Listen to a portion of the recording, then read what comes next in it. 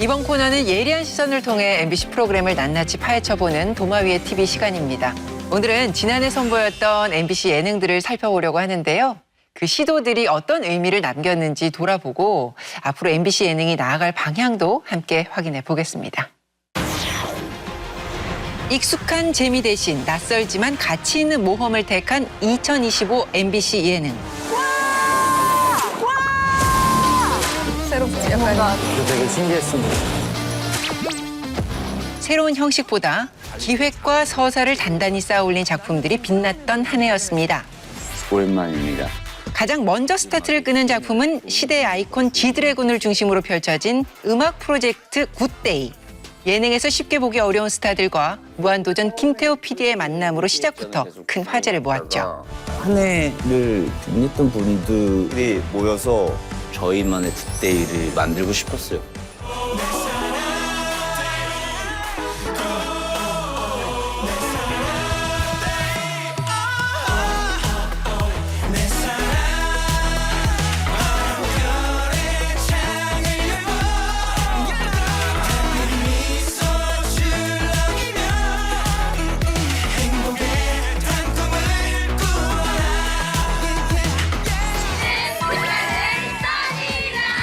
스크린 속 추억을 예능의 문법으로 재소환한 작품도 있었습니다.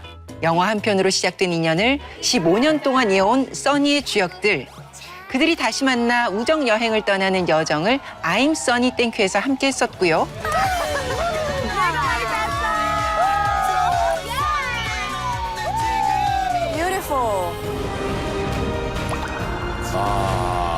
같이 여행 와줘서 너무 고마워. 나중에 환갑잔치, 칠순잔치, 팔순잔치까지 함께하자. 오케이. 안방 시청자들에게 짜릿한 승부의 세계를 선사한 스포츠 예능. 신인 감독 김연경도 빼놓을 수 없죠. 자꾸 준비 안 해. 굿이야. 몇 번을 얘기를 해. 배구 레전드 김연경이 언더독 팀을 이끄는 감독으로 변신해 뜨거운 성장 드라마를 써내려갔습니다. 추석 특집으로 선보인 전국 1등에서는 지역에 자부심을 걸고 농민들이 직접 무대에 올랐습니다. 제주도에서 먼 걸음 하셨고 홍성에서 먼 걸음 하셨으니까 내려가실 때 한번 저희가 관광시켜드리겠습니다. 저는 제가 여기에 왜 왔는지 모르겠습니다. 이거 임금님 진상품인데 같이 놀 고기가 아닌데. 재미와 정보, 감동을 넘어 우리 먹을거리의 소중한 가치를 일깨워줬죠. 한 발 더 나아간 여행 예능도 있었는데요. 바로 바캉스와 아르바이트를 결합한 기획 알바로 바캉스. 현지 일손 돕기를 통해 탄자니아 문화를 깊이 경험하는 과정을 담아냈습니다. 알바로 바캉스 하쿠나 마타타. 마지막으로 인기 스포츠, 러닝을 예능으로 옮겨온 극한84. 달리기의 진심인 기안84가 아프리카부터 북극까지 극한 환경 속에서 한계를 이겨내는 모습을 그려내고 있습니다. 이게 어떻게 마라톤이? 못 뛰겠다 그래. 할 수 있는 데까지 그래서 가봐야죠. 2025년이 남긴 과제와 성취 위에서 올해 MBC 예능이 지향할 새로운 가치와 즐거움은 무엇일까요? 지금 바로 확인해 봅니다. 2025년 MBC 예능은 무엇보다 장래 확장을 보여줬다는 면에서 짚어볼 점들이 있을 것 같습니다. 위원님들, 기존 MBC 예능과 비교해서 뭐가 좀 달랐다 이렇게 평가하십니까? 2025년 예능을 보면 이전과 비교해서 기획 스케일이 많이 커졌다라는 점을 특징으로 꼽을 수 있을 것 같거든요. 전달하고자 하는 메시지가 더 커졌다는 인상을 받았습니다. 가령 이제 신인 감독 김연경 같은 경우에는 단순하게 이제 외인 부대의 분투기를 보여준 것뿐만이 아니라 거기서 나아가서 프로 제8구단을 창단하겠다라는 원대한 야심을 보여줬잖아요. 극한84 같은 경우에도 아프리카, 프랑스, 북극까지 가면서 전 세계적으로 여러 사람들과 연결되는 지향점이 있었습니다. 그리고 굿데이 같은 경우에도 소위 이제 핫한 인물들, 뭐 안성재 씨라든가 뭐 정혜인 씨라든가 이런 사람들을 모아서 연결하겠다는 더 큰 기획을 추구했다라는 그런 느낌을 받았는데요. 사실 이것이 지금 지상파 방송국으로서 MBC가 유튜브 혹은 OTT 플랫폼과 대결해야 되는 그 시점에서 차별점을 추구한 지점이 아닐까 싶어요. 조금 더 나아간 보편성, 더 많은 세대를 아우르고 어떤 확장적인 메시지를 줄 수 있을 것인가 이런 부분을 생각을 하면서 기획을 분명히 하려는 의도가 느껴지는 한 해였다는 생각이 들었습니다. 지상파 전체의 어떤 그 제작 환경이 굉장히 위축돼서 사실은 신작 편수 자체가 굉장히 많이 줄어든 상황이잖아요. 그래서 과거처럼 트렌드 세터로서의 성격은 사실 많이 약화됐다라고 할 수가 있어요. 그럼에도 불구하고 이제 2025년 신작을 보면은 기존의 예능을 무조건 이렇게 따라가기보다는 거기에 어떤 새로운 시도를 접목하려는 노력은 기존의 어떤 전통적인 강점은 여전히 보였다라고 생각을 했거든요. 신인 감독 김영건 감독 중심의 스토리뿐만이 아니라 실제 선수들의 이야기로 굉장히 정말 스포츠 다큐에 가까운 그런 이야기를 만들어내서 호응을 얻어냈고 굿데이 같은 경우에도 지드래곤이 만나고 싶어하는 그 대한민국 트렌드의 이정표 같은 사람들을 약간 로드무비식 구성으로 만나면서 다양한 장치를 접목시킨 그런 음악 예능 프로젝트였거든요. 어떤 트렌드를 추종하기보다는 새로운 그 시도를 계속해서 발굴하고 노력을 한다라는 그런 특징은 이제 신작 예능에서도 여전히 살아 있었다라고 평가를 하고 싶고요. 또 저는 작년 신작 프로그램에서 되게 좋았던 게 성비 불균형적인 게 이제 신작 예능에서는 많이 해소가 됐고 오히려 그 여성 서사적인 특징을 지닌 프로그램들이 늘어났다는 것도 저는 언급을 하고 싶거든요. I'm Sunny Thank You도 그 원작 자체가 여성 서사였고 그것을 이제 예능의 틀로 옮겨서 원작 이상의 그 이후의 이야기를 만들어냈고 또 알바로 바캉스라든지 북한 84 같은 경우에도 출연진의 성비 균형을 맞추려는 노력이 엿보였어요. 그래서 그런 면에서 여성들의 활약을 더 두드러지게 한 점, 그것도 이제 신작 예능의 성과가 아닌가 싶습니다.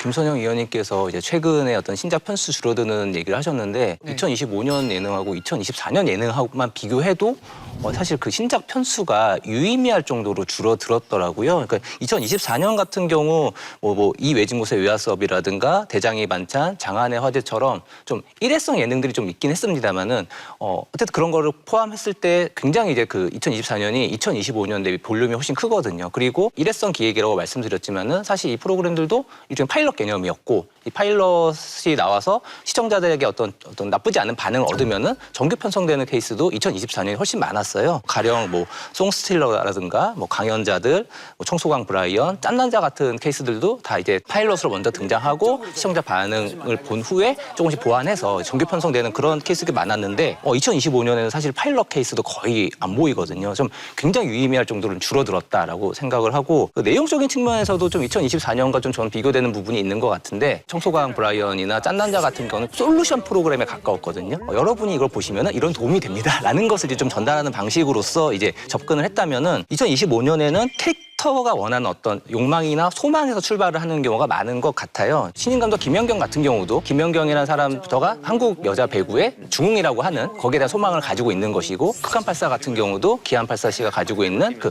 러닝에 대한 로망이라는 것들 그것을 어떻게 우리가 같이 공감할 수 있느냐라고 하는 그 공감대 형성이라는 것도 좀 중요하게 생각하고 그 부분을 이제 좀 강조했었던 예능이 많이 나오지 않았나 생각을 해봅니다.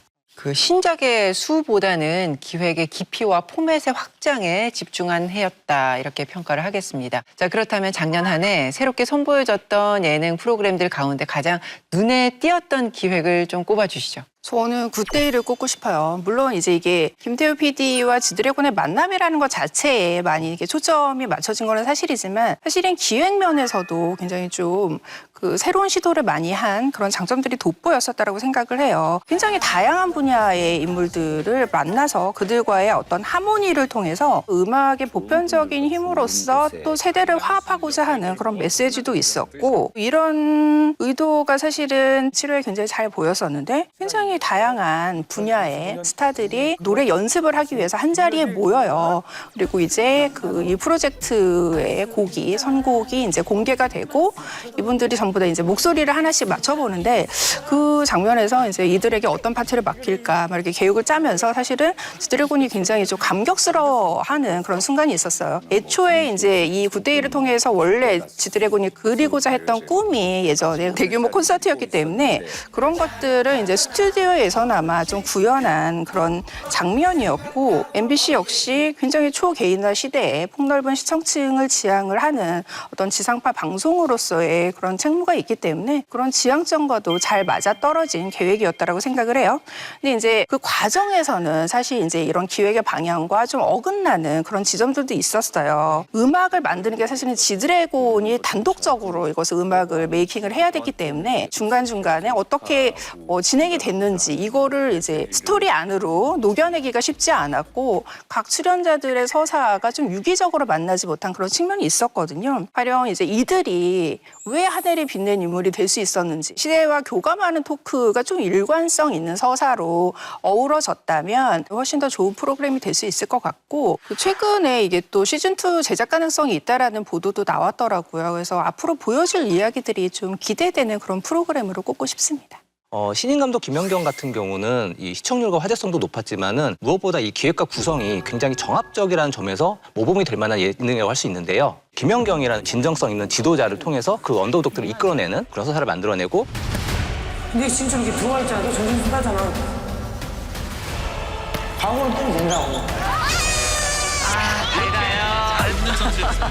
제8구단 창단이라고 하는 그 목표를 향한 과정에서 이 각각의 선수 캐릭터들도 잘 살리고 성장하면서 또 이제 스포츠 예능으로서 그 경기의 어떤 박진감 넘치는 편집까지 이 모든 것들이 굉장히 딱딱딱 맞아떨어지는 굉장히 완성도 높은 예능이었다고 생각을 하거든요. 그런 게 굉장히 잘 드러났었던 장면이 처음 경기 근영여고와의 경기와 마지막 흥국생명과의 경기에서 두 번 다 이제 김연경 감독이 아주 크게 버럭해요. 근영여고와의 경기에서는 이제 선수들이 그냥 뭔가 파이팅 하고 있을 때 야, 분위기가 문제가 아니라 배구를 해라고 하는데 저는 그것이 지금 이 시작하는 언더독들에게 지금 너희가 부족한 게 무엇이고 우리가 갈 방향은 무엇이다라고 되게 제시하는 그런 불호령이었다고 생각을 하거든요. 그리고 이제 마지막 한국생명과의 경기에서의 불호령 같은 경우는 아니라는 자세에 대해서 이제 그 불호령이었는데 말하자면 이미 원더독스는 팀 생존이 확정된 상황이었지만은 제8구단이 이제 뭐 확정된 것도 아니고 그렇다면 이제 뭐 다시 원소속 팀으로 돌아가거나 아니면 이제 정말 프로를 다시 타진해 보거나 이런 앞으로를 생각했을 때는 그렇게 느슨해지면 안 되는 거였잖아요. 말하자면 그 느슨해진 분위기를 깨우는 호통이었어요. 그래서 수미상관적인 김연경 감독의 그 불호령이 그 정교하게 짜맞춰진 세계를 잘 보여줬었던 정말 이제 기획과 캐릭터 서사 편집이 딱 맞아 떨어졌던 순간이지 않을까 싶습니다.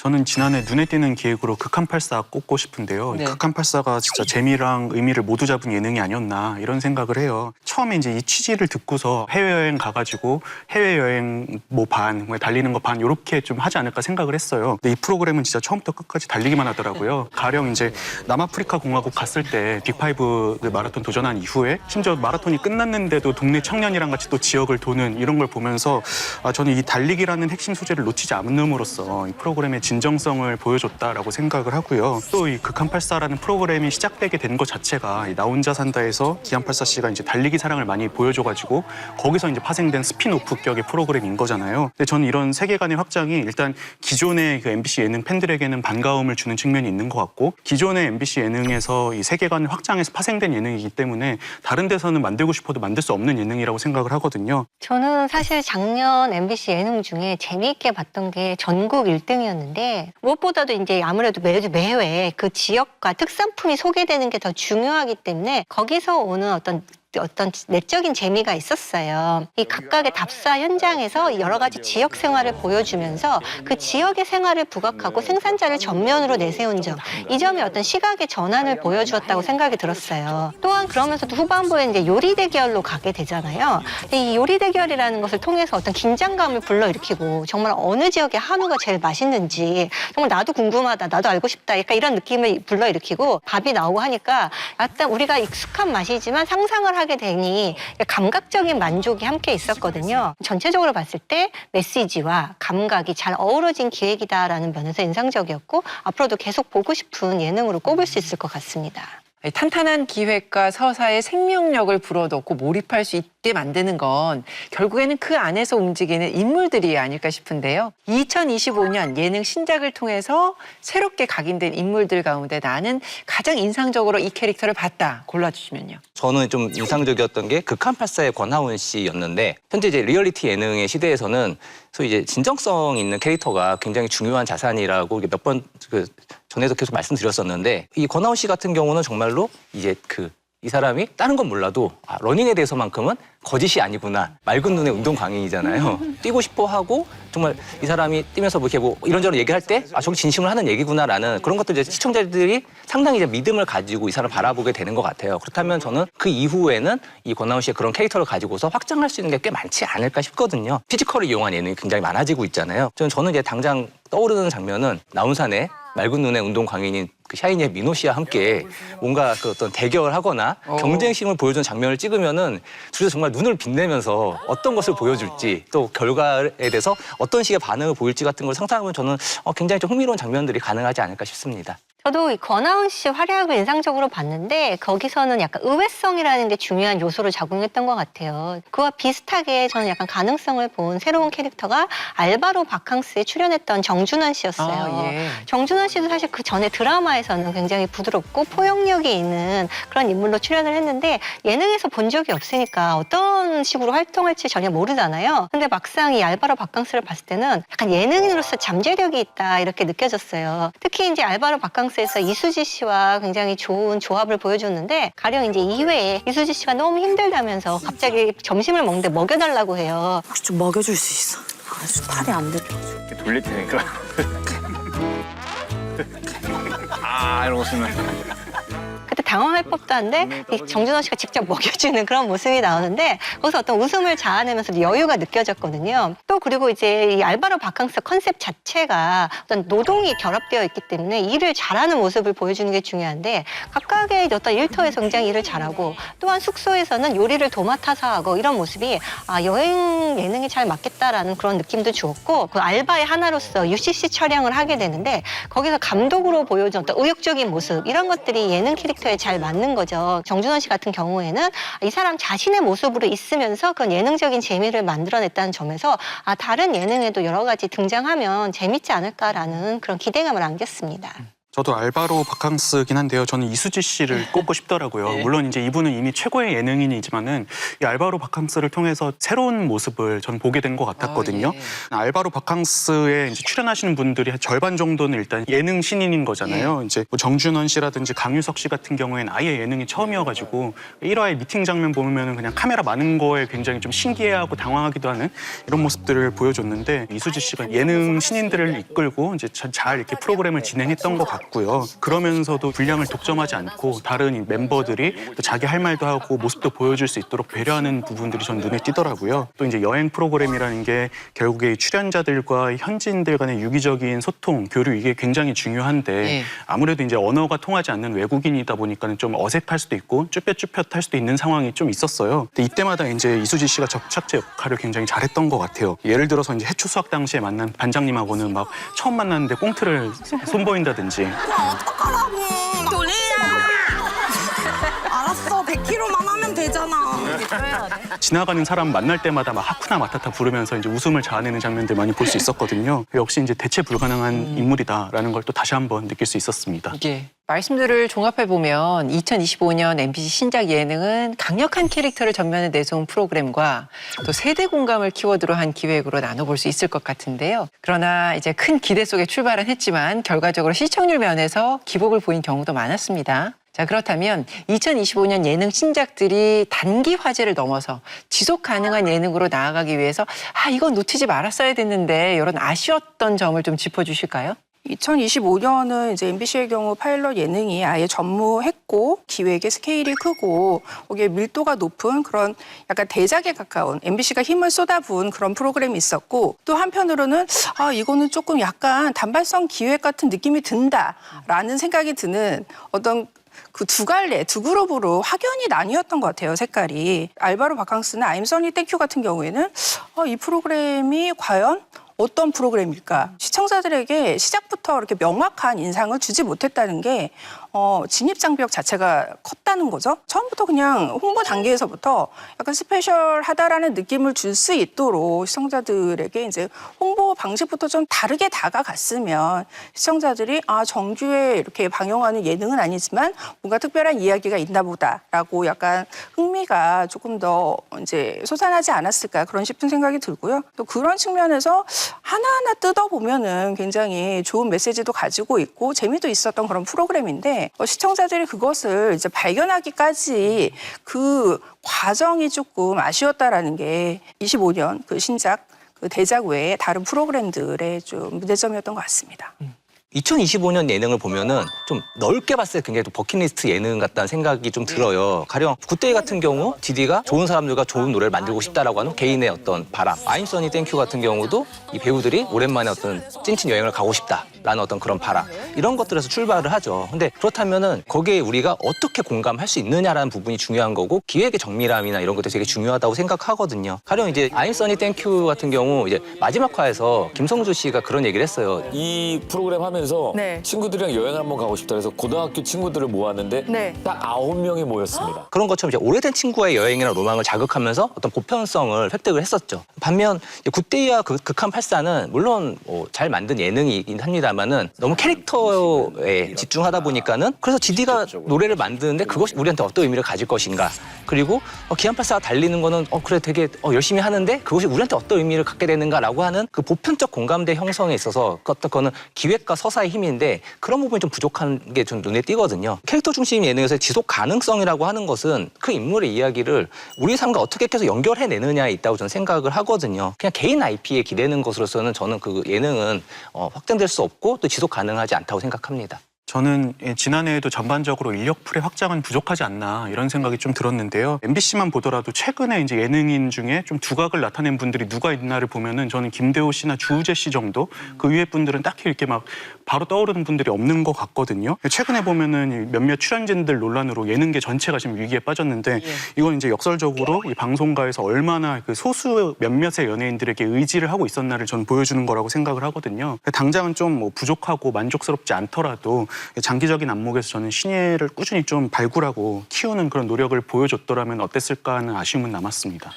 쭉 말씀을 들어보니까 2025년 한 해를 다 돌아본 그런 느낌이 드는데요. 자, 그렇다면 2026년 올해 MBC 예능이 나아갈 방향에 대한 이야기도 나눠보겠습니다. 한때 MBC는 수많은 히트 예능을 탄생시키면서 예능 명가로 불렸습니다. 그렇지만 이제 OTT 플랫폼과 온라인 콘텐츠들이 성장하고 또 그 밖에도 출연진들을 둘러싼 이슈들이 생기면서 이 제작 여건에 대한 고민이 깊어지고 있는 상황인데요. 이처럼 채널 선택권이 넘쳐나는 이 시대에 MBC 예능이 경쟁력을 확보하기 위해서는 어떤 전략이 필요하다고 보시는지 조언을 부탁드립니다. 저는 결국에 짜임새 있는 기획이라고 생각을 해요. 지상파 예능 같은 경우에는 좀 안정적인 예능들 좀 위주로 많이 하려고 했던 것 같고 기존에 뭐 하나 성공하면은 또 그 성공 공식에서 크게 벗어나지 못하는 것 같은 인상들을 많이 좀 보여줬거든요. 케이블이나 OTT 같은 경우에는 도전적인 실험들을 많이 했던 것 같습니다. TVN의 더 지니어스 시리즈 같은 경우에는 굉장히 완성도 있는 연출로 지금까지도 회자되고 있고 또 최근에 이제 넷플릭스에서 하고 있는 흑백 요리사 같은 경우에는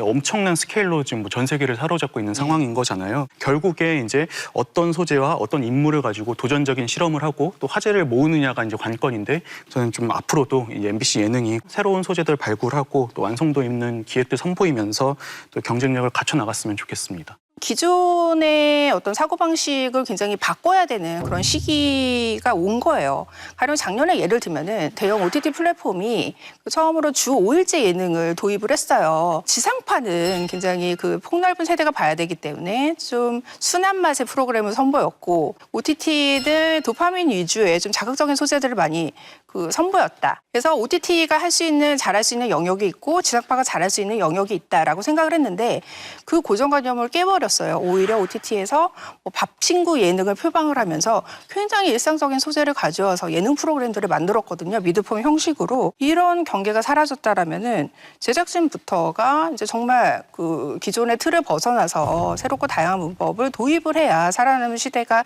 왔다라는 거고요. 다행히 MBC 같은 경우에는 놀면 뭐하니나 구해줘 홈즈라든지 태길주 같은 경우에도 굉장히 유연한 포맷을 많이 시도를 하고 있고 그리고 또 AI와 접목해서 만들어낸 PD가 사라졌다라든지 작년에 방영된 AI돌 같은 프로그램도 있었죠. 그리고 유튜브에서 성공을 했던 그 프로그램을 아예 지상파로 옮겨와서 스피노프를 만드는 그런 성소강 브라이언 같은 프로그램도 있었는데 이런 시도가 계속 이어져야 된다라는 거죠. 그러니까 장르를 넘나들면서 그 예능적 재미라는 것이 계속해서 변하고 있기 때문에 그런 면에서 이제 탐구를 지속을 해야지 살아남을 수 있다라고 생각을 합니다. 새로운 도전을 하는 건 중요하지만 지상파는 어떤 레거시 미디어로서 거기에 맞는 정년된 기획을 선보이는 게 맞다고 생각을 해요. 왜냐하면 똑같은 포맷의 프로그램을 같이 만들었다고 해도 어떤 플랫폼에 공개되느냐에 따라서 시청자의 관심도는 저는 다를 거라고 생각이 들거든요. MBC가 유튜브 형태의 예능을 지상파에서 방영하는 그런 시도를 했잖아요. 청소광도 있었고 뭐 짠남자 같은 그런 프로그램도 외부 예능적 형식인 건데 유튜브에서 봤을 땐 되게 재밌었는데 막상 TV에서 보면 그렇게 느껴지지 않는 측면이 조금 있었어요. 그러면 우리는 지상파 방송국이니까 레거시 미디어에 맞는 그런 기획을 해야 된다는 거죠. 놀면 뭐하니 같은 경우에도 우리나라에서 가장 유명한 연예인이 진행하고 있고 그렇기 때문에 유튜브 예능처럼 그냥 무정형 포맷으로 시작했지만 돌아보면 인기 있었고 화제성이 있었던 건 어떤 형태의 기획이 있는 경우였어요. 뭐 예를 들어서 중고 마켓이라든가 그다음에 뭐 레트로한 컨셉이라든가 가요제라든가 이런 거였기 때문에 물론 이제 MBC가 다양한 장르에 대한 어떤 열린 마음을 가지고 시도를 해보는 것도 중요하지만 우리만의 것은 무엇인가 그 부분에 대한 고민이 분명히 필요하다고 보입니다.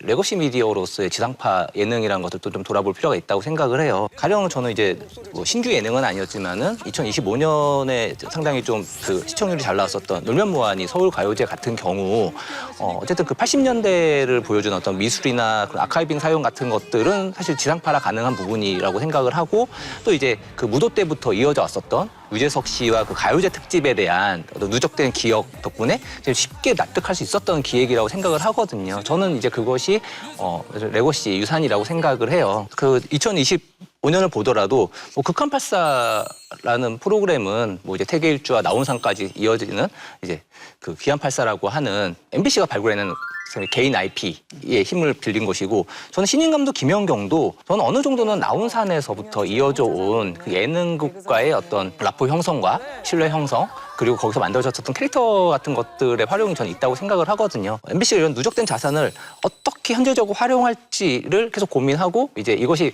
그냥 옛날 걸 가져다 쓰라는 것이 아니라 또다시 또 새로운 유산을 누적할 수 있지 않을까 생각합니다.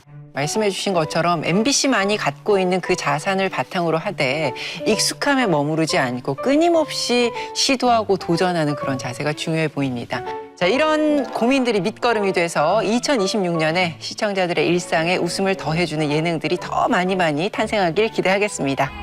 자성의 소리와 리얼한 비평을 가감없이 전하는 리얼 비평 탐나는 TV. 날카로운 시청자들의 목소리를 담아서 다음 주에 다시 찾아뵙겠습니다. 고맙습니다.